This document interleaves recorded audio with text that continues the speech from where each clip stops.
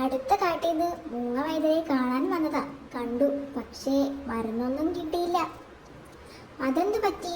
എന്താ തന്റെ അസുഖം? ഓരോരോ സംശയം ആലോചിക്കും, അതും ചോദിച്ച് മറ്റുള്ളവരെയും ശല്യപ്പെടുത്തും. അതാ അസുഖം. ഹേ, അങ്ങനെ ഒരു അസുഖമുണ്ടോ? ഏത് സംശയവും സൂത്രനോട് ചോദിച്ചാൽ പോരെ? സൂത്രൻ ഭയങ്കര ബുദ്ധിമാനാ. ഹേ, ആണോ? ആ, അങ്ങനെയാ എല്ലാരും പറയുന്നത്.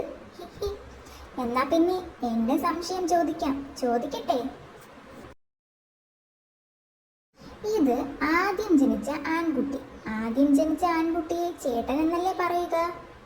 അതെ, ഇതാണോ സംശയം? അല്ലല്ല, സംശയം വരുന്നതേ ഉള്ളൂ. ഇവിടെ ചേട്ടൻ എന്ന് എഴുതാം.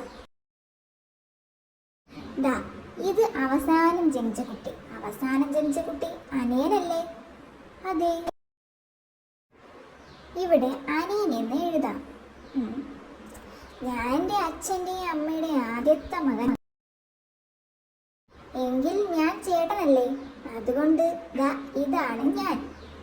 അതെ, സംശയമില്ല. ഇവിടെ ഞാൻ എന്ന് എഴുതാം. പക്ഷേ ഞാൻ അച്ഛൻ്റെയും അമ്മയുടെയും ഒറ്റ മോന, അതുകൊണ്ട് അവസാനം ജനിച്ച കുട്ടിയും ഞാൻ തന്നെയാ.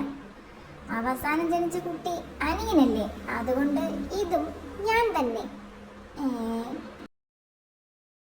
ചേട്ടൻ അനിയനെ അനിയ എന്ന് വിളിക്കണ്ടേ? അപ്പോൾ ഈ വലിയ ഞാൻ എന്നെ അനിയ എന്ന് വിളിക്കണം. പക്ഷേ അനിയൻ ചേട്ടനെ ചേട്ടാന്നല്ലേ വിളിക്കേണ്ടത്? അതായത് ഈ ചെറിയ ഞാൻ എന്നെ ചേട്ടാന്ന് വിളിക്കണ്ടേ? അപ്പോൾ ഞാൻ എന്നെ ശരിക്കും എന്താ വിളിക്കേണ്ടത്? ചേട്ടാന്നോ അനിയാന്നോ? അതാ എന്റെ സംശയം.